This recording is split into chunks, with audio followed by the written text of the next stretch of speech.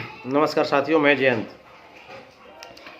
चलिए आज अभी इस वीडियो के माध्यम से हम बिहार के तमाम जो नियोजित शिक्षक जो वह पूह की स्थिति में थे, सरकार के दबाव में, मानसिक दबाव में शिक्षक मतलब बेचैन हो गए थे।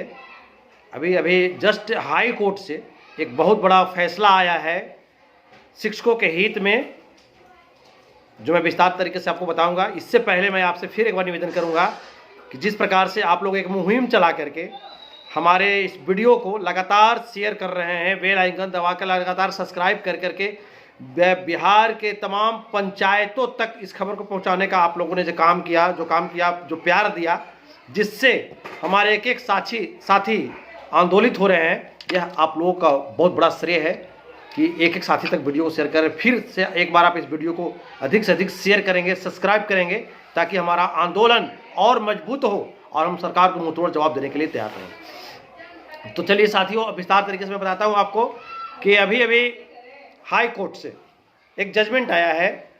चूँकि इससे पहले मैं आपको और बता दूं कि मैं औरंगाबाद ज़िले से बिलोंग करता हूँ और औरंगाबाद ज़िले में 11 प्रखंड है। 11 प्रखंड में एक हमारा प्रखंड है कुटुंबा, जो माँ सतबहिनी की धरती है। वहाँ से हमारे साथी नीरज पांडे जी केस के मेन इनका जो नाम हुआ, और विकास जी और इनके अन्य साथी मिलकर के पहल किया इन्होंने और केस दर्ज किया था। वकील मृत्युंजय जी थे और मजबूती से इस बात को रखा गया। मैं सभी को धन्यवाद देता हूं कि आप लोग ने पहल किया। औरंगाबाद जिले से आपने अग्रगणी भूमिका निभाई। वकील साहब और केस के जो भी याचिकाकर्ता थे, सभी लोगों ने बड़ी लगन के साथ लगने के बाद आज ही डेट पर आज बहस हुआ अभी और बहस इन लोगों का केस का जो विषय था, सब्जेक्ट था, वह सब्जेक्ट था कि आखिर ज़बरदस्ती पोस्टिंग क्यों। यदि कोई शिक्षक नहीं जाना चाहता है तो ज़बरदस्ती अप्लाई क्यों। जो अप्लाई करवाया जा रहा है कि नहीं करेंगे तो कहीं और भेज देंगे आपको, आखिर क्यों। जब फार्म भरवाने से पहले यह बात थी कि जिसको इच्छा है उसको जाना होगा, जिसको इच्छा नहीं हो नियोजित बनकर के रहेगा, तो फिर शिक्षकों के साथ ज़बरदस्ती रातों रात नियुक्ति पत्र देने की व्यवस्था क्यों। यह सारा सवाल शिक्षक के दिमाग में लगातार कौंध रहा था और शिक्षक परेशान थे, जिसको हाई कोर्ट ने एक ही लाइन में सब कुछ खारिज कर दिया। हाई कोर्ट ने क्या कहा, अभी बहुत तरीके की बात आपको सोशल मीडिया में जिनको जो मन आ रहा है कुछ लिख रहे हैं, कोई पढ़ रहे हैं, कोई बोल रहे हैं, और बहुत लोग अभी शाम तक बोलने वाले और आ जाएंगे। लेकिन मूल्य बात को समझना है, ज़्यादा दिग्भ्रमित होने की आवश्यकता नहीं है।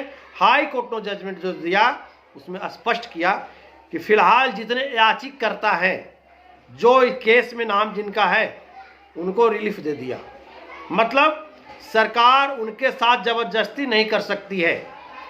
उनका मन होगा अप्लाई करेंगे, नहीं करेंगे, नियोजित बनना पसंद करेंगे। अगर वो नियुक्ति पत्र गलती से ले भी लिए होंगे या ले भी लेंगे, फिर भी वो नहीं जा सकते हैं नई जगह पे, उनको सरकार मजबूर नहीं कर सकती है, वो नियोजित शिक्षक रह सकते हैं। मतलब अगर निचोड़ निकाला जाए हाई कोर्ट के फैसले का, आज का डिसीजन का, तो बहुत कुछ क्लियर हो गया कि अब नियोजित शिक्षकों के साथ सरकार जबरदस्ती नहीं कर सकती है पोस्टिंग के मामले में। जो अप्लाई की बात थी कि यदि आप अप्लाई नहीं करते हैं तो आपके पदस्थापित विद्यालय को गृह प्रखंड मानते हुए और अन्यत्र कहीं कर दिया जाएगा, काला पानी का सजा दे दिया जाएगा, तड़ीपार कर दिया जाएगा। इन सारी बात को कोर्ट ने खारिज कर दिया और कहा कि आप जबरदस्ती नहीं कर सकते हैं। यदि शिक्षक नियोजित बनकर रहना चाहेगा तो शिक्षक नियोजित बनकर के रहेंगे, आप उनके साथ जबरदस्ती नहीं कर सकते हैं। अब यहाँ मूल बात आती है कि जितने याचिकाकर्ता है उनको फिलहाल रिलीफ मिला है। तो केस का जो नेचर है, जब एक होता है तो उस केस में अन्यत्र जितने भी लोग जुड़ते जाते हैं, सबको उसी नेचर का लाभ मिलता है।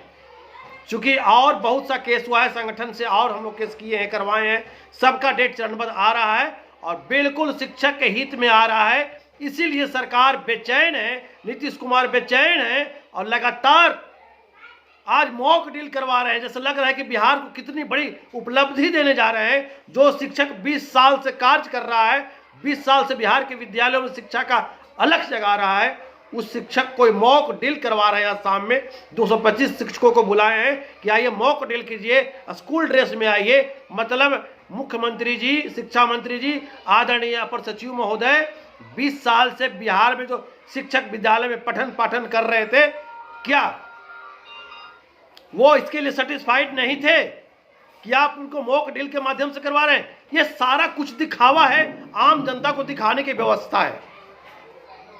अभी हमारे लिए ना कोई विपक्ष पार्टी बोल रही है, ना सरकार के लोग बोल रहे हैं, ना कोई एमएलसी बोल रहा है, ना कोई बोल रहा है।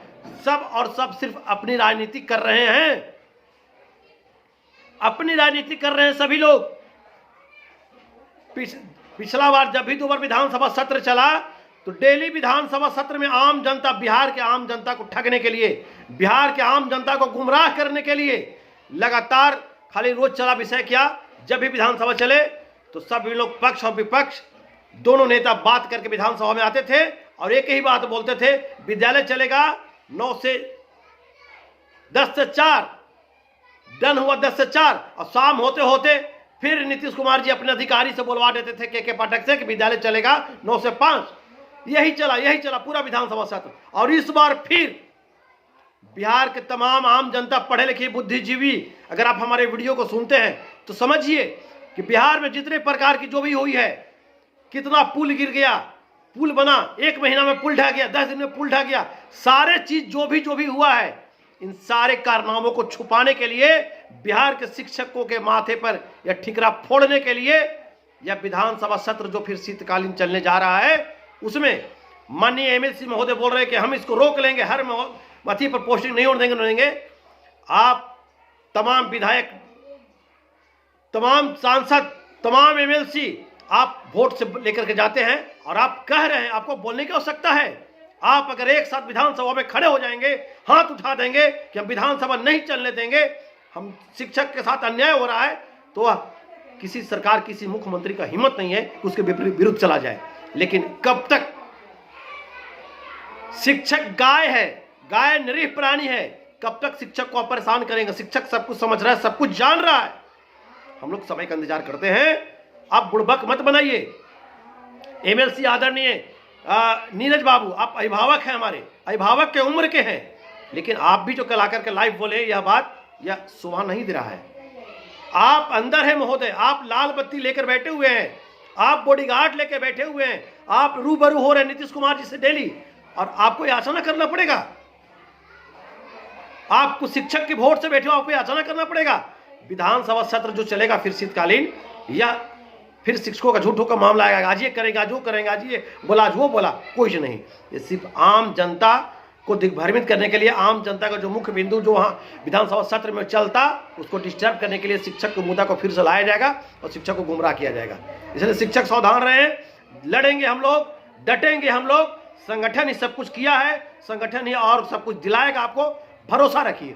बिहार के तमाम शिक्षक, अभी तक जो आपके अंदर जो डर पैदा हुआ था कि हमको जबरदस्ती उठा लेगा, जबरदस्ती पोस्टिंग कर देगा, नहीं जाएंगे तो हमको ये करेगा, वो करेगा, ये सारी चीज कोर्ट की तरफ से क्लियर हो गया है। अब 1-2 केस और है, वो भी सामने आ रहा है। सरकार को एक बहुत बड़ी झटका लगी है आज। आप कोई नियुक्ति पत्र नहीं लेंगे, अगर गलत तरीके से कोई अब नियुक्ति पत्र ले भी लेते हैं, फिर भी कोर्ट का फैसला आप पर लागू रहेगा। आप विद्यालय, आप जबरदस्ती आपको सरकार नहीं भेज सकती है आपको। तो चलिए, आप तमाम साथी बिल्कुल निश्चित हो जाइए, अपने आप को रिफ्रेश कीजिए और एक नई ऊर्जा के साथ फिर से जो आपके लिए लड़ रहा है, दिन रात आपके लिए बोल रहा है, दिन रात आपके सामने रूबरू होकर के आपको मार्गदर्शन कर रहा है, वैसे लोगों को, वैसे संगठन के नेताओं को आप साथ दीजिए। वरना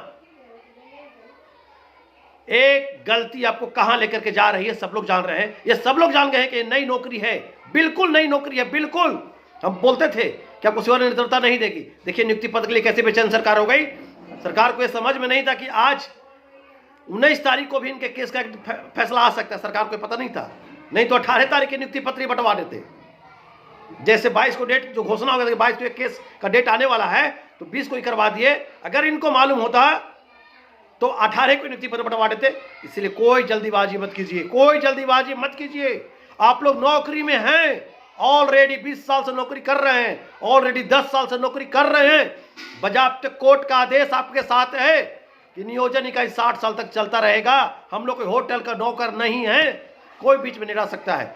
चलिए हम कोर्ट के माननीय उच्च न्यायालय के फैसले को बिहार के तमाम शिक्षकों की ओर से सम्मान करता हूं।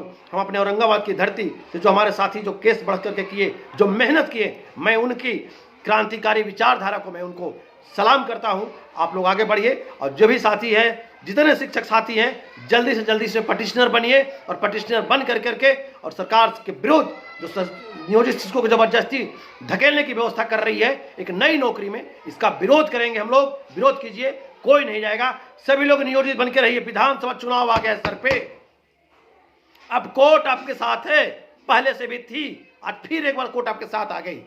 हम लोग विधानसभा चुनाव से पहले सरकार का नाको दम करेंगे और हमारा जो मांग है समान काम का समान वेतन, हमको वो चाहिए, हमको नई व्यवस्था नहीं चाहिए।